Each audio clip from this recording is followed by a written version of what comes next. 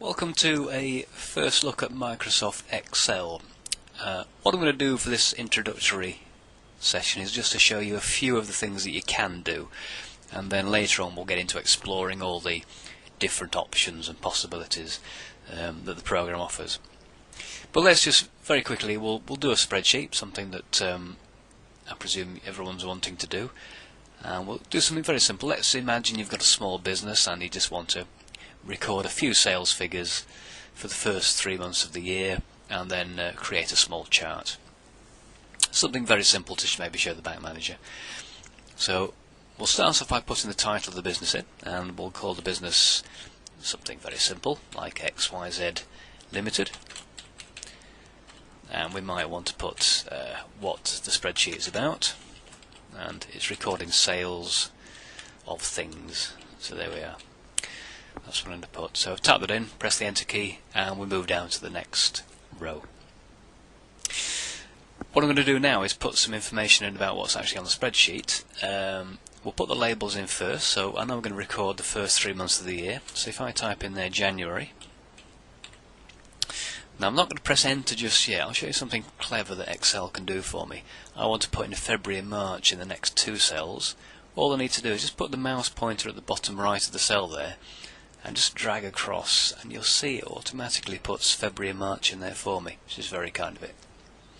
It does all sorts of things like that. Months and other dates are very good for automatically filling in, and it'll fill in series of numbers and lots of other options, but we'll look at those later on.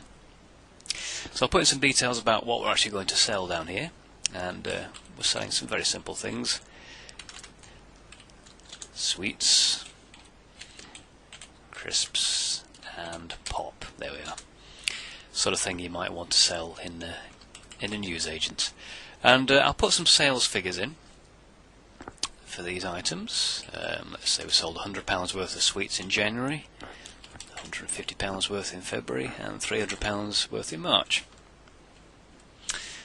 Come down to crisps. Let's say £75 worth of crisps in January, February 125, and maybe £215 worth in March. And finally pop, 125 for January,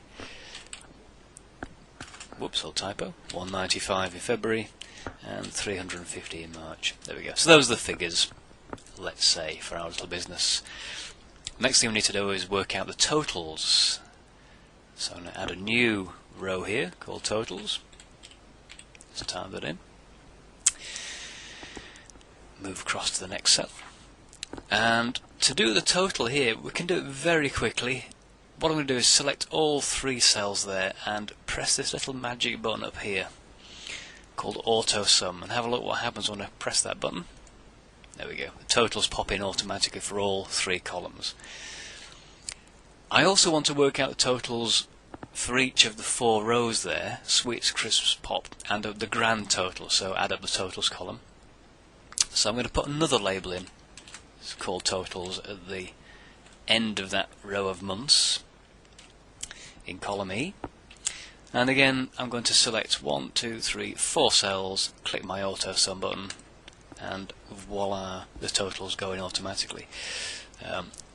Obviously, this 1635 figure is equal to that, and is also equal to that, so they should match. You can actually test this, so you might notice down here at the bottom of the screen, as I select the numbers, it automatically tells me what those are added up, so you can actually verify that Excel is calculating correctly, which I can promise you it does do. Well, that's our table of numbers. Looks very interesting, but it looks a bit plain, so I'm going to jazz it up a little bit, make it look interesting. First thing I'm going to do with our title is to make the title go across the whole table of numbers. And so I need to select all the cells that the title goes across, including right up to the end of the table. Little button here called Merge and Center. Click on that.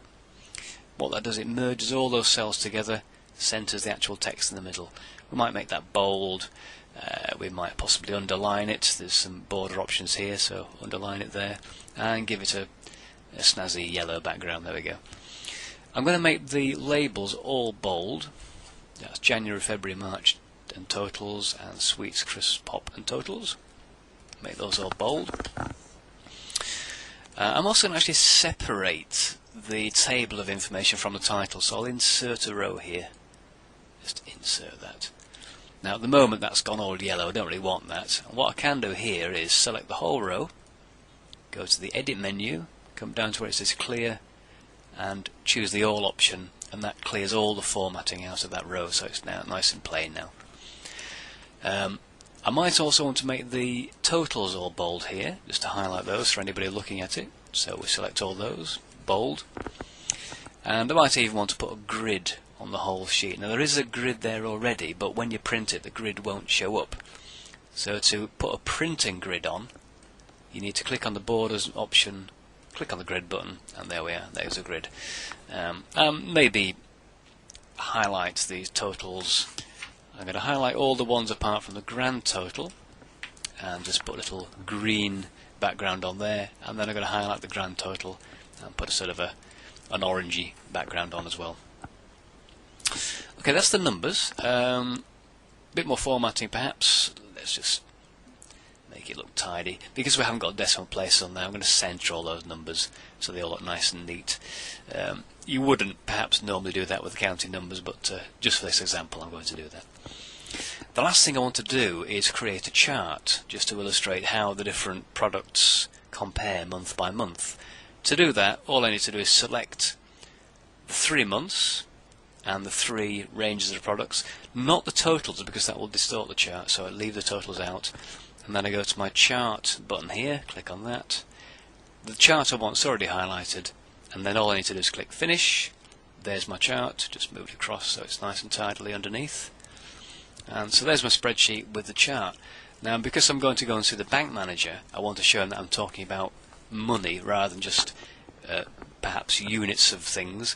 So I'm going to highlight all the numbers and turn that into currency. Now what I want you to do is keep an eye on this chart here. At the moment it's just got plain numbers. And I'm going to go to the format menu, click cells, select currency. There's the sample, that's fine, but I don't want any decimal places, so we're going to change that to 0. Click OK. So now my table's updated with pound signs, but also the chart is automatically updated as well, which is quite clever, isn't it? And there we are. That's a nice spreadsheet which I can take to the bank manager, and he will no doubt give me a loan of, well, who knows how much, or throw me out, one of those possibilities. So that's a first look at Excel. Shows you how quickly we can put some information together. And just finally, just to show you the whole point of using a spreadsheet rather than a scrap of paper and a calculator. If, let's say, I'd made a mistake on any one of those figures, normally I would have to go and recalculate everything. But here, let's say somebody comes along and says, well, you've made a mistake there. January should be £95 for sweets.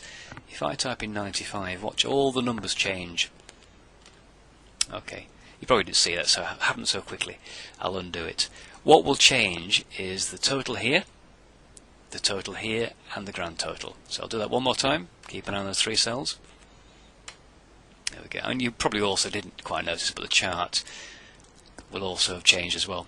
I can show you that by making an extreme example. If I put 0 into sweets, now you can see that sweets is the blue bar. By taking £95 off that, we'll see the blue bar drop down quite dramatically on that chart on January. And there it goes. In fact, it disappears. So it shows you the chart automatically updates as you update the numbers. We'll put those back in. There we go. And that's the reason you use Excel. It just saves you so much time. It automates so many of the things that you would do manually and take hours. It can do in seconds. So now that you know that it's a good thing to do, let's go on and learn all about it and turn you into an Excel expert in the next session. Thank you very much.